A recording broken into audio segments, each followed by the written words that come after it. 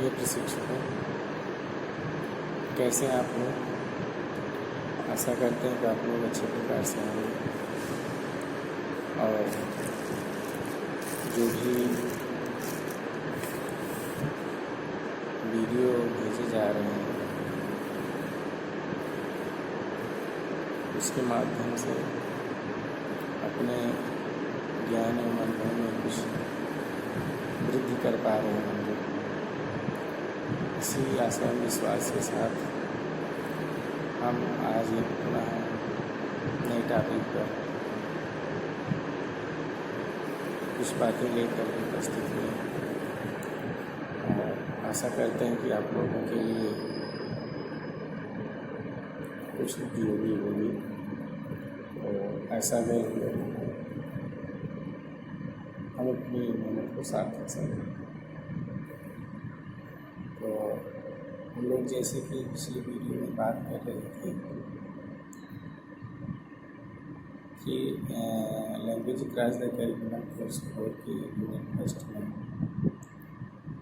3 language formula, जैसे कि हम सिलेबस में देख पा रहे हैं कि उसमें आपके यहाँ क्या है। फिर एक बार हम देख लेते हैं।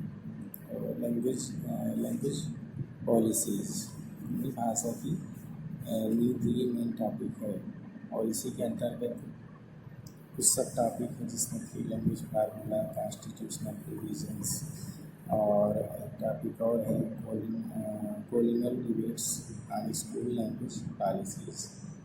तो ये 3 चीज़ें हैं तो जिसपे हम लोगों ने 3 लैंग्वेज फार्मूला पर पिछले वीडियो में बात की थी।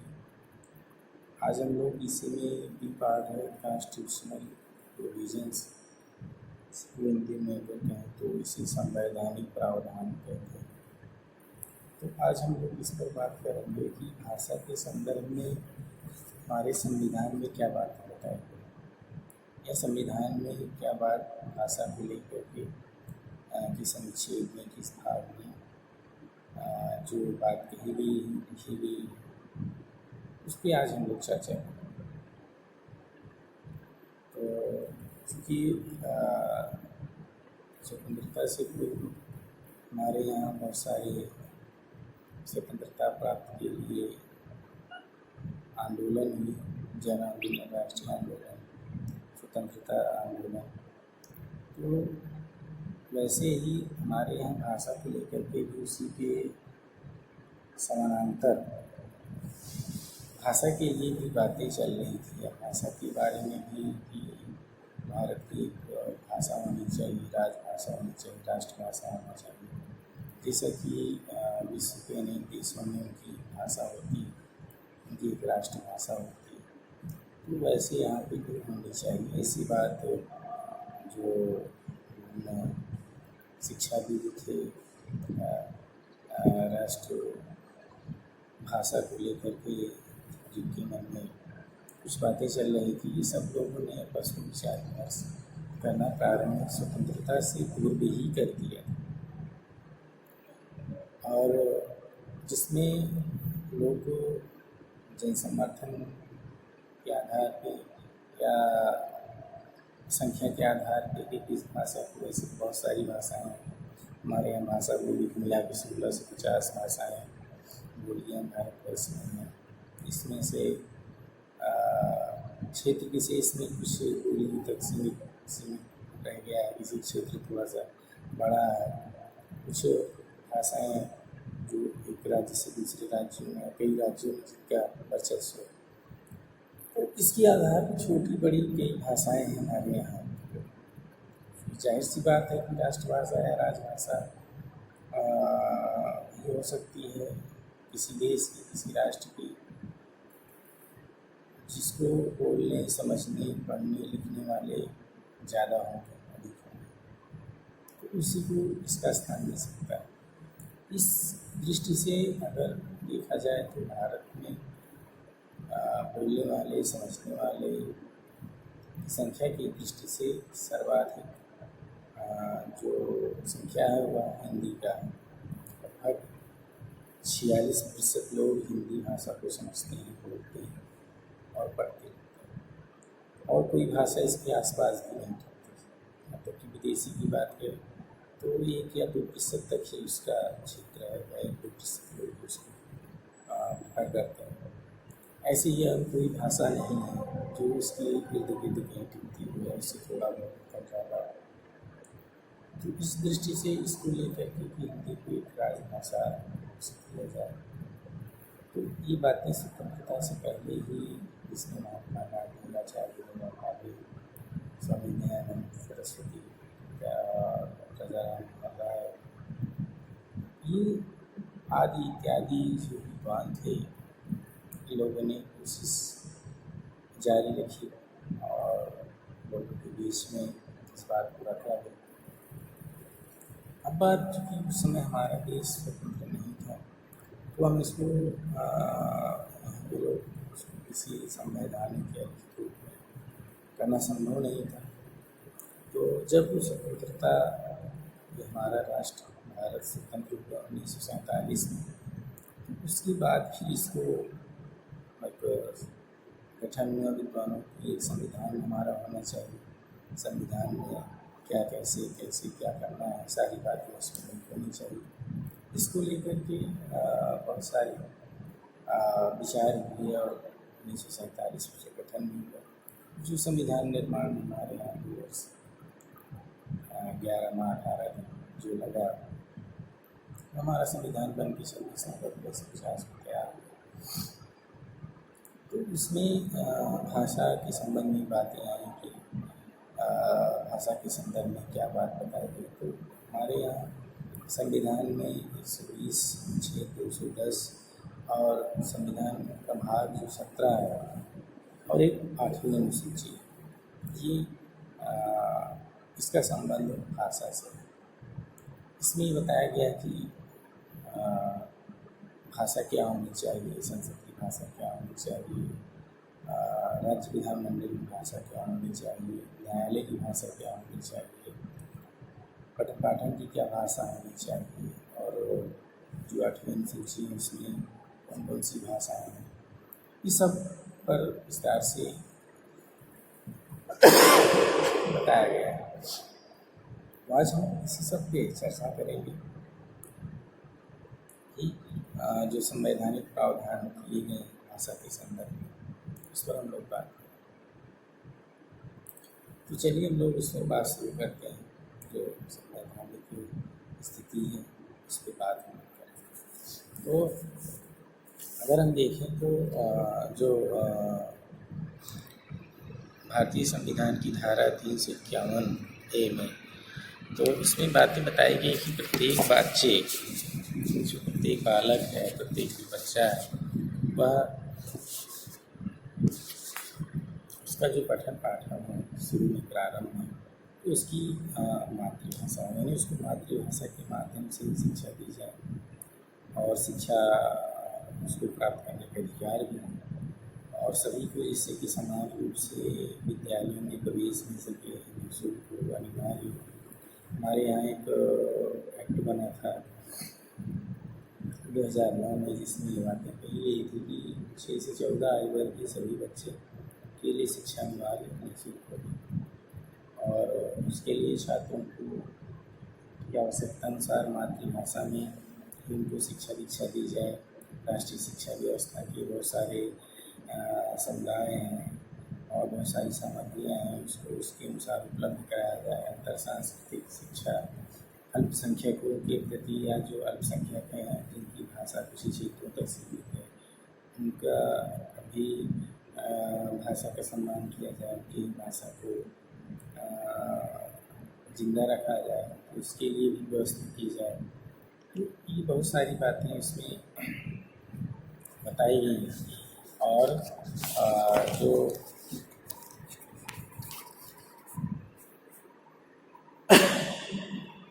हमारे अगर देखें तो उच्चतम न्यायालय में भी इससे संबंधित बहुत सारे महत्वपूर्ण निर्णय लिए गए हैं। तो the right of children of free and compulsory act 2009 भी बना इससे संबंधित, और इस प्रावधान के अतिरिक्त संविधान की धारा 350A में चीज़ स्पष्ट की गई कि राज्यों में प्राथमिक स्तर पर मातृभाषा की सुविधा बढ़ाने की होनी चाहिए। और इसका मेन उद्देश्य यह है कि बच्चे चूँकि अपनी भावनाओं को, विचार को शुरू से ही भाषा के माध्यम से व्यक्त करते रहते हैं, तो जिससे अगर पाठ्यक्रम माध्यम प्रारंभ में भाषाओं को रखा जाए, उनकी जो मातृभाषा है, क्षेत्रीय भाषा, उसको रखा जाए, बच्चों का मानसिक विकास अच्छे ढंग से होगा। क्योंकि राज्यों में बहुत सारी मातृभाषाएँ होती हैं, बहुत छोटे छोटे क्षेत्रों में सीमित होती हैं, तो इसको लेकर के विद्यालय सामने बहुत सारी चुनौतियाँ भी होती हैं कि अलग अलग क्षेत्र से आए हैं, उनकी मातृभाषाएँ अलग अलग हैं, एक साथ एक क्लास में इतने सारे बच्चों को पढ़ाने की भी चुनौती होती है। तो इस सब को मैनेज करते हुए एक तरीके से समावेशी शिक्षा के लक्ष्य को दृष्टिगत रखते हुए इस सब की व्यवस्था विद्यालय को करनी है, जिससे कि विभिन्न क्षेत्रों से, विभिन्न बोलियों के, भाषाओं के जो बच्चे आ रहे हैं, इसीलिए देखते हैं कि क्षेत्र विशेष में 2 किलोमीटर में एक प्राइमरी स्कूल होता है, एक नर्सरी स्कूल होता है, जिससे कि अगर उस क्षेत्र में है तो कहते हैं कि 3-4 किलोमीटर का जो रेंज होता है, जो दायरा होता है, उसमें कोई एक भाषा ही होती है, बोली ही होती है।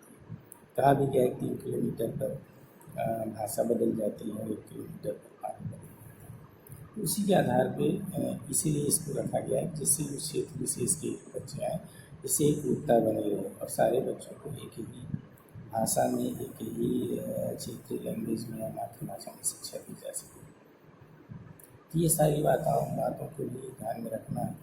प्राचीन काल में अगर देखें तो जो हमारी भाषा नहीं थी वो स्पष्ट थी, बोलियाँ भी बहुत सारी थी, इसमें शिक्षा और सरकारी कामकाज के रूप में संस्कृत को स्वीकृत किया गया था। प्राचीन समय में देखें संस्कृत के विद्वान, शिक्षित थे और काफ़ी उच्च वर्ग की भाषा थी, उसको देववाणी भी कहा जाता था। इसके पतंजलि, पाणिनि, यानी जैसे भाषा वैज्ञानिक हुए जो इसको इतना अच्छे ढंग से परिमार्जित किया कि उच्चतम सूक्ष्म से सूक्ष्म विचारों को इसमें अभिव्यक्ति दी गई है। और इसका समर्थन सर्वथा अगर देखें तो उस समय पश्चात जब बौद्ध काल आया, उसमें अशोक जैसे महासम्राट हुए, उसके शासनकाल में राजभाषा का पद पाली और प्राकृत को मिला। अशोक जैसे महान सम्राट ने शासनकाल में भारत की राजभाषा का पद पाली और प्राकृत को मिला।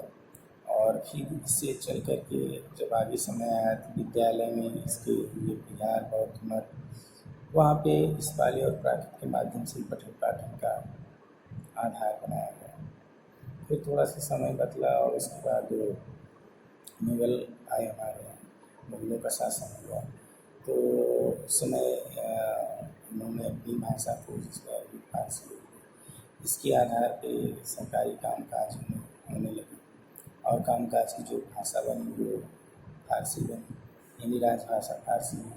अदालत, कचहरी, दरबारों में फारसा का बहुत ज़्यादा बोलबाला हुआ और जिसके अवशेष अगर हम देखें तो आज भी कचहरियों में देखने को मिलते हैं।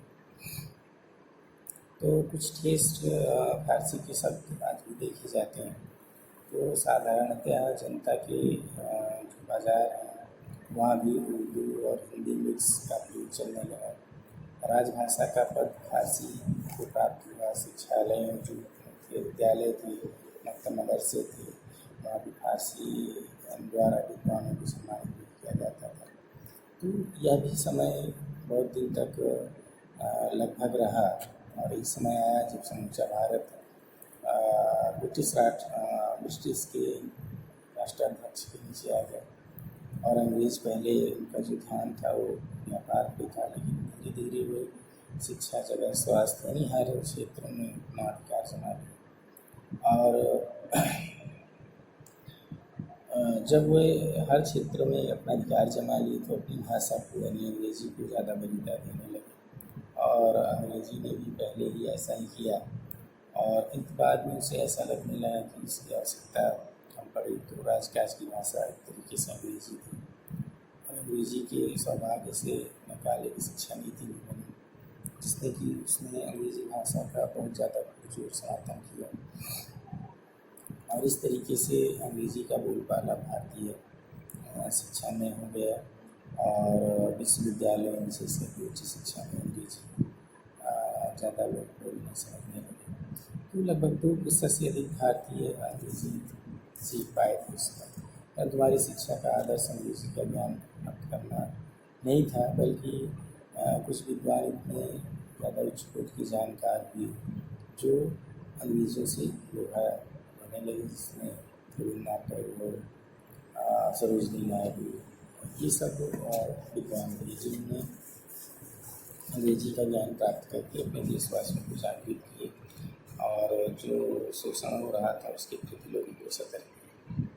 इस तरीके से हमारा जो इतिहास था वो बहुत ही वीरतापूर्वक रहा और कैसे कैसे इन बाहरी अधिकारियों के द्वारा हमारी संस्कृति को, हमारी भाषा को, सभ्यता को कैसे परिवर्तित किया गया, उसको अपने अनुसार कैसे बनाया गया, ये सारी बातें देखने को मिली। आप अगर इतिहास को पढ़ें तो ये सारी बातें आती। तो इस तरीके से जो भाषा थी हमारे यहाँ बहुत जैसे घुल मिल जैसे या पंचमेल खिचड़ी हो गई, जिसमें बहुत सारी भाषाएं आई और गई, लेकिन हिंदी का वर्चस्व कायम रहा और वो अपने दबदबे को बनाए रखे।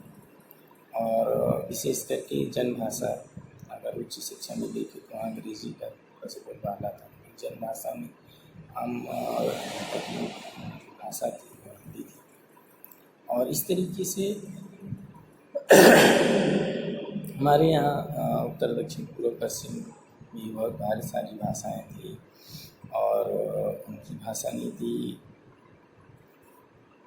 के संबंध में कुछ मतभेद भी हुए और इस मतभेद के कारण हिंदी के कुछ समर्थक भी हुए, विरोधी भी हुए। तो कुल मिलाकर के ये सब चीज़ें चलती रहीं। तो इस सबको देखते हुए संविधान में इसको एक लिखित प्रारूप दिए गए कि भाषा के संदर्भ में एक स्पष्ट नीति स्पष्ट की गई, लेकिन आज तक भी वो स्पष्ट नहीं हो पाया। बहुत सारी बातें उसमें जो लिखी गई, बताई गई, उसको पढ़ा के लागू किया जा सका और कहीं न कहीं जो अंग्रेजी के प्रति मोह था वो बना रहा और आज भी बना हुआ।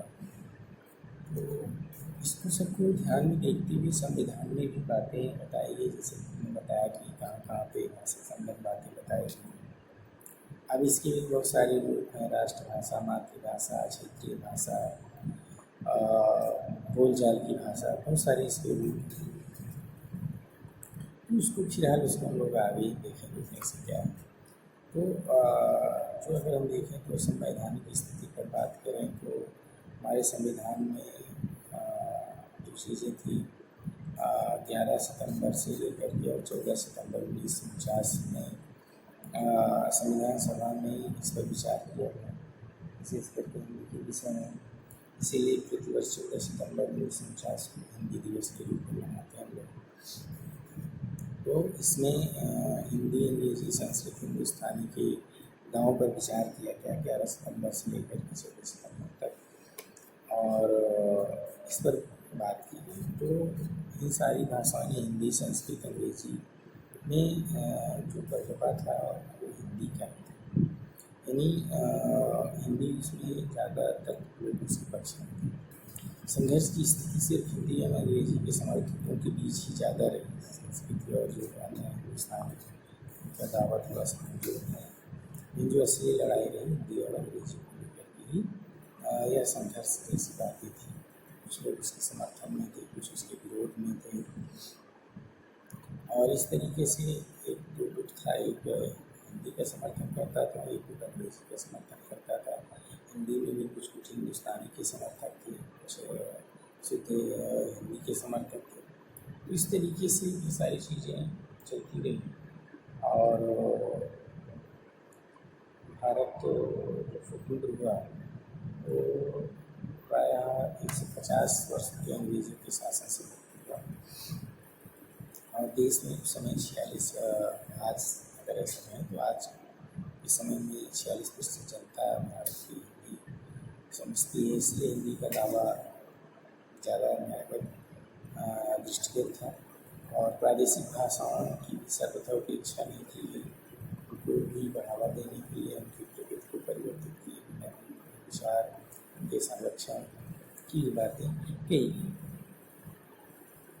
तो इस सब बातों को ध्यान में रखते हुए संविधान निर्माताओं ने, संविधान निर्माताओं ने राजभाषा की समस्या को हल करने की कोशिश की और संविधान सभा के भीतर भी और बाहर भी हिंदी के बहुत ज़्यादा समर्थक थे। इन सब देख करके संविधान सभा ने हिंदी के पक्ष में अपना जो फैसला था वो दिया और यह फैसला हिंदी विरोधी, हिंदी समर्थकों के बीच एक ऐसी एंगर फार्मूला बना जिसके द्वारा समझौते के परिणाम स्वरूप कुछ बातें निकल कर के आई।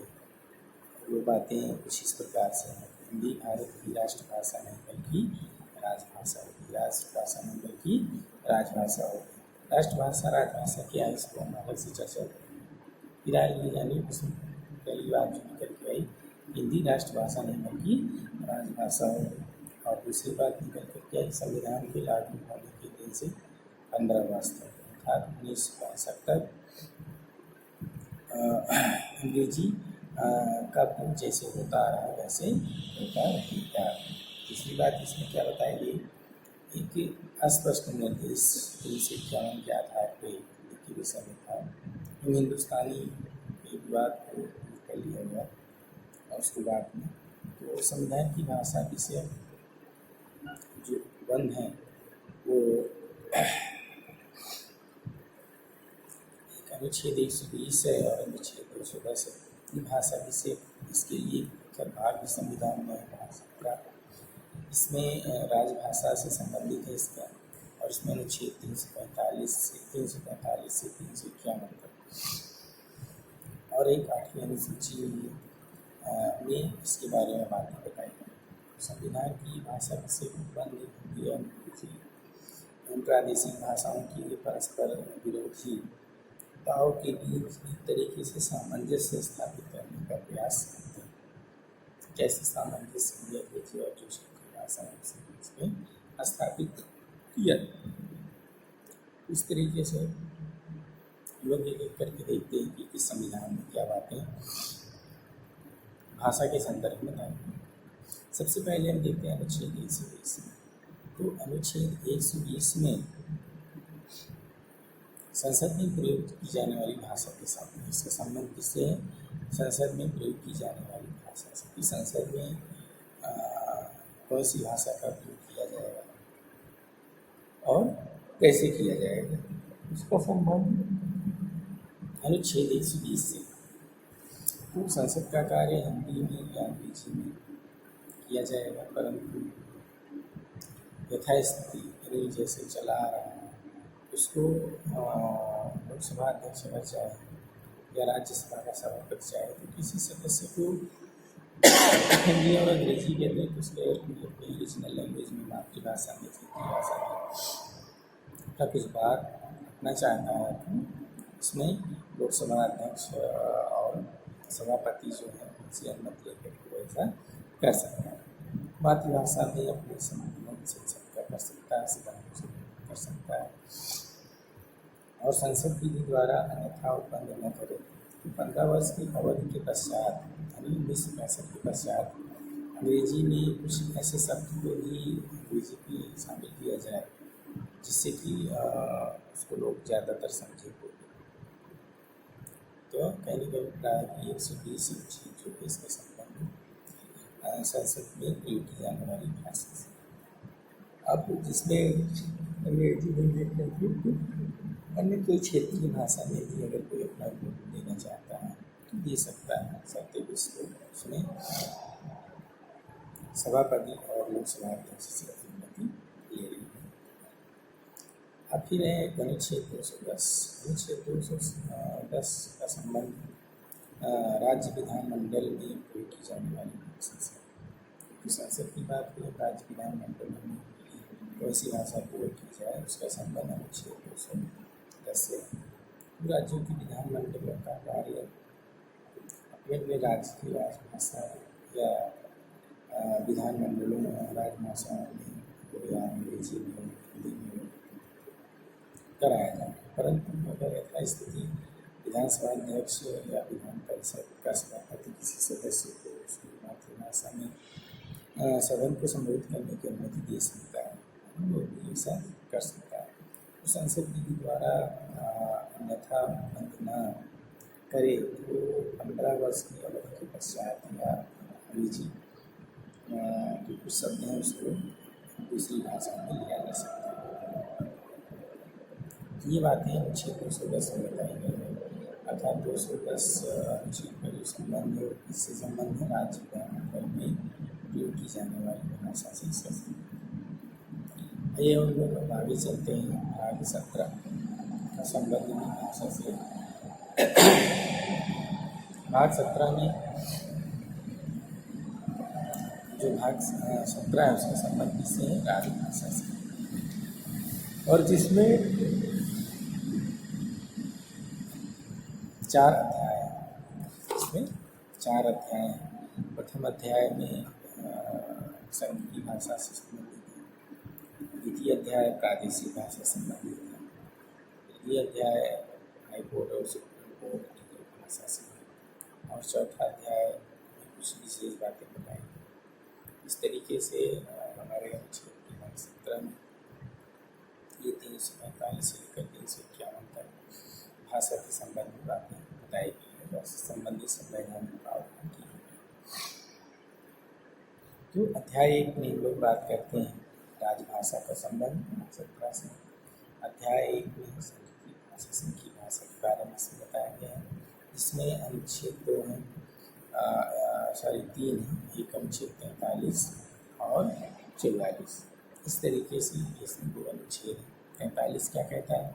43 अनुच्छेद ये कहता है, इसमें बातें कही गई हैं कि संघीय राजभाषा क्या होगी? हिंदी होगी और लिपि देवनागरी।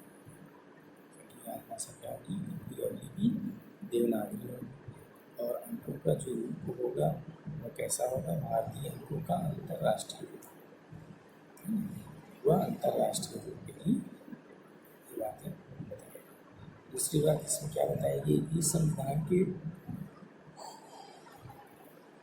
प्रारंभ से 15 वर्ष तक 15 वर्ष की अवधि में सभी शासकीय प्रयोजनों के लिए अंग्रेजी भाषा का प्रयोग किया जाता रहेगा। पहले प्रयोग किया जा रहा था, जिसके लिए पहले अंग्रेजी का प्रयोग किया जा रहा था, वह स्वतंत्रता के 15 वर्ष बाद भी कार्य वैसे ही होता रहेगा। फिर इसमें तीसरी बात बताएगी कि संसद अगर चाहे तो 15 वर्ष की अवधि के पश्चात विधि द्वारा अंग्रेजी भाषा का देवनागरी का या ऐसे प्रयोजन के लिए प्रयोग के लिए बंद कर सकती है और ऐसी बातें निर्दिष्ट होती हैं। जी को अनुच्छेद 345 की 3 बातें बताई गई हैं। संघीय राजभाषा अंतर्राष्ट्रीय होगा, और इसमें 15 वर्षों तक अंग्रेजी भाषा का प्रयोग जिस प्रकार से होता पूरा वह आगे भी होता रहेगा। अगर इस पर कोई संशोधन करना होगा तो राष्ट्रपति ऐसे 15 वर्ष के पश्चात अंग्रेजी का देवनागरी दूसरा हो उस पर विचार कर सकते हैं, उसमें कुछ फेरबदल कर सकते हैं।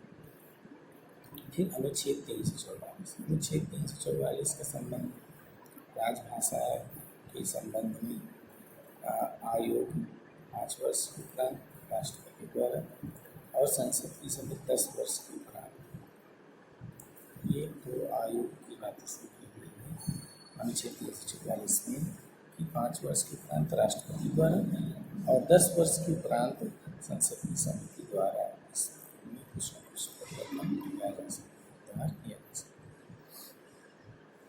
दूसरा अध्याय का संबंध प्रादेशिक भाषाओं से, इसमें लैंग्वेजेस से। इसमें अनुच्छेद 345 में राज्य की राजभाषा या राजभाषाएँ या हिंदी ऐसी व्यवस्था होने तक अंग्रेजी का प्रयोग भी होता रहेगा जैसे होता है।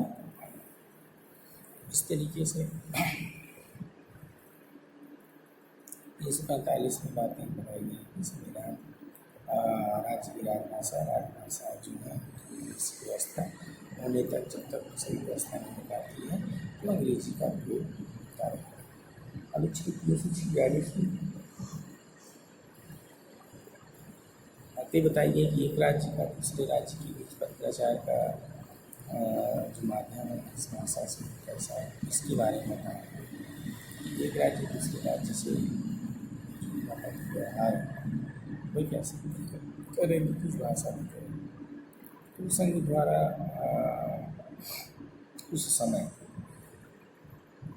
कौन सी भाषा प्राधिकृत की गई या राज्यों के बीच में आपसी करार जो हुआ वह दोनों राज्यों के बीच उसको लागू किया जा सकता है। दोनों राज्यों के बीच अगर हिंदी है तो हिंदी होगा, अंग्रेजी है तो अंग्रेजी होगा, और कोई भाषा है तो और कोई भाषा हो सकती है। फिर अनुच्छेद 347 किसी राज्य की जनसंख्या के किसी भाग द्वारा बोली जाने वाली भाषा के संबंध में विशेष उल्लंघन करता है। अल्पसंख्यक की भाषा के संबंध अनुच्छेद 347 है जो कुछ विशेष क्षेत्र विशेष तक ही का क्षेत्र सीमित है। तो ऐसी द्वारा बोली जाने वाली भाषा के संबंध में विशेष बातें अनुच्छेद 347 में कही गई कि उनकी भाषा को भी उनकी प्रकृति को परिवर्तन नहीं कैसे विकसित किया जाए, उसको कैसे परिभाषा किया जाए, ये सारी बातें हमारी अनुच्छेद में 347 में कही गई। अब तीसरा अध्याय आता है हाई कोर्ट और सुप्रीम कोर्ट की भाषा। हाई कोर्ट और सुप्रीम कोर्ट की भाषा कैसे होनी चाहिए, क्या होनी चाहिए, क्योंकि जब हमारा राष्ट्र स्वतंत्र हुआ तो उस समय चाहे उच्च शिक्षा की बात हो, न्यायालय की बात हो और जो संस्थान थे वहाँ की बात हो, वहाँ पर अंग्रेजी एक माध्यम था जिसके द्वारा पाठन या और सारे काम करते थे। तो जब देश स्वतंत्र हुआ तो एक उसको चेंज नहीं किया जा सकता कि उसको हटा करके कोई वस्तु है रख दीजिए और उस वस्तु को हटा करके हटा दीजिए, ऐसा कुछ तो था नहीं। इसलिए इसमें समय बढ़ा और धीरे धीरे समय बढ़ाते बढ़ाते आज भी इस पर कोई ठोस निकल कर आ पाया की बातें आज भी बनी। फिलहाल सुप्रीम कोर्ट और हाई कोर्ट की जो भाषा की बात है अध्याय 3 में कही गई तो अनुच्छेद 348 सुप्रीम कोर्ट से और हाई कोर्ट में संसद द्वारा आज विधानमंडल के विधायक जो उसके मेंबर थे आज भी उपयोग की जाने वाली भाषा से संबंधित है कौन, अनुच्छेद 348। फिर 339 का संबंध भाषा संबंधित कुछ विधियाँ अधिनियमों के लिए विशेष प्रक्रिया राजभाषा संबंधित कोई भी विधेयक राष्ट्रपति की मंजूरी के बिना पेश नहीं किया जा सकता, ऐसा प्रावधान किया गया है। और राष्ट्रपति भी आयोग की सिफारिशों पर विचार करने के बाद ही उसमें पूरा मंजूरी दे सकता है, सुझाव दे सकता है। इस तरीके से व्यवस्थाएं ऐसी बनाई गई कि एक दूसरे से लोग जुड़े हुए, कोई स्वतंत्र होकर के अकेले से कोई का काम नहीं कर सकता, बल्कि इसमें सारे प्रश्न को लिया जा सकता। ऐसा हमारे संविधान में ऐसा लचीलापन रखा गया है।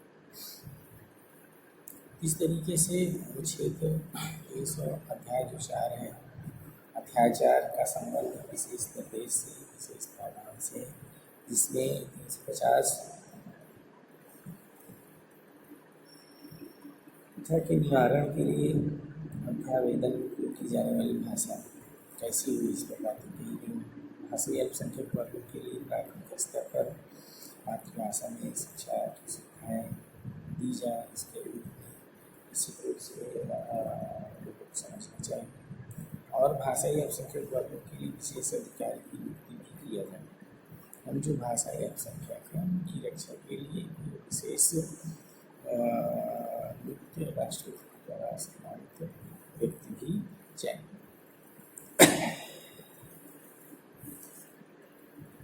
इस तरीके से अध्याय 4 में अनुच्छेद 350 में सारी बातें बताई गई इसका माध्यम क्या होगा पाठन का। और जो अल्पसंख्यक है उनके लिए उनकी भाषा के संरक्षण एवं संवर्धन के लिए एक विशेष अधिकारी की नियुक्ति भी राष्ट्रपति द्वारा की जाती है। हम लोग आते हैं 351 हिंदी के विकास के लिए निर्देश दिया गया है किस तरीके से भाषा का विकास हो सके, इसका यह कर्तव्य होगा, इसलिए इसमें बताया गया कि सबका यह कर्तव्य होगा कि किसी भाषा का उपयोग बढ़ाए और उसका विकास करें, जिससे पूरा भारत की जो सामाजिक सांस्कृतिक की सभी तत्व उसमें समाहित हो सके, उसके का माध्यम बन सके। और 8वीं अनुसूची में कुछ चीज़ें बताई गई हैं भारत की अन्य भाषाओं में प्रयोग वाली उसकी शैली है और उसकी पदावली है उनको आत्मसात करते हुए जहाँ आवश्यक वांछनीय हो वहाँ उसके शब्द भंडार में कुछ वृद्धि की जाए, उसके शब्द भंडार में कुछ दूसरी भाषाओं से भी दिया जाए, जिससे उसका शब्द भंडार बढ़ सके, विस्तार हो सके। तो अन्य भाषाओं के शब्द ग्रहण करते हुए उसकी समृद्धि को भी सुनिश्चित किया जाए, ऐसा विद्वान। इस तरीके से अभी हम लोगों ने क्या देखा कि संवैधानिक जो प्रावधान है कैसे और किस प्रकार से किए गए।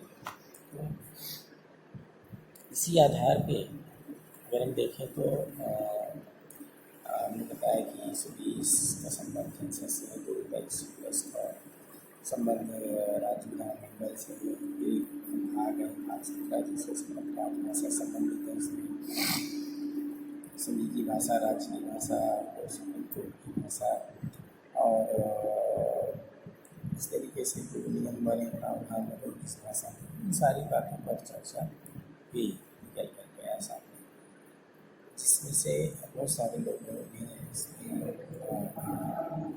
कार्य भी काम कर। तो ये राजभाषा का अध्याय जो है भाषा और अध्याय भाषा का अध्याय राजभाषा संबंधित, जिसमें 4 भाग हैं। इसमें 4 भाग हैं। इसमें अध्याय संस्कृत भाषा संबंधित है, अध्याय 2 का संबंध है प्रादेशिक भाषाओं से, अध्याय 3 का संबंध हाईकोर्ट सुप्रीम कोर्ट की भाषाओं से है, अध्याय 4 में विशेष बातें कुछ कही गई हैं, विशेष बातें कुछ बताई गई। इस तरीके से हम लोगों ने देखा कि कैसे हमारे संविधान में भाषा संबंधी प्रावधान किए गए। अब लोग आगे जो भी बात करेंगे वो 8वीं अनुसूची बात करेंगे, अनुसूची की 8वीं अनुसूची की भाषाओं को प्रारंभ में रखा गया था कि संशोधन के द्वारा कौन सी भाषा जोड़ी गई, वर्तमान समय में उसकी क्या स्थिति भाषा इसके अंतर्गत है, तो उन सबको भी देखा जा सकता है। और चूँकि अब 8वीं अनुसूची में सब पढ़े जानते हैं समय भाषाओं से नहीं बारिश और अभी कुछ सर्वे होगा, कुछ हो सकता है आपको नई भाषा इसमें नहीं भी जुड़ेगी, इतना तो रहेगा ही। तो हमारे यहाँ इस तरीके से बातें की गई। आज हम सोच रहे हैं कि बातें कर देखते हैं अगले वीडियो में हम लोग 8वीं अनुसूची और उसके बाद जो बातें इसको बताएंगे, इसकी चर्चा हम लोग विस्तार से करेंगे और उस पर देखें कैसे क्या होता है। इस तरीके से आज हम लोगों ने क्या क्या देखा, भाषा नीति क्या है, संविधान में कॉन्स्टिट्यूशनल जो प्रावधान किए गए हैं, संविधान में जो प्रावधान किए गए हैं क्या है, कैसे हैं, किससे संबंधित शुरुआत रास्ते में क्या बताएंगे, इस सब का हम लोगों ने अवलोकन किया, देखा और यह आशा करते हैं कि उसको सुन करके देख करके चीज़ें आपको ज़रूर दिमाग में घुसी।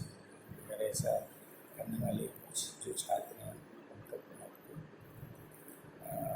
समझा के साथ समझें कि इस तरीके से मौका दिया। तो ये सब बातों के साथ आज देते हैं। आप सभी ने देखना भी, इसके लिए आपसे और बात कर पाते हैं। फिर हम लोग अगले नेक्स्ट वीडियो में इसके आगे लेकर के चर्चा करेंगे।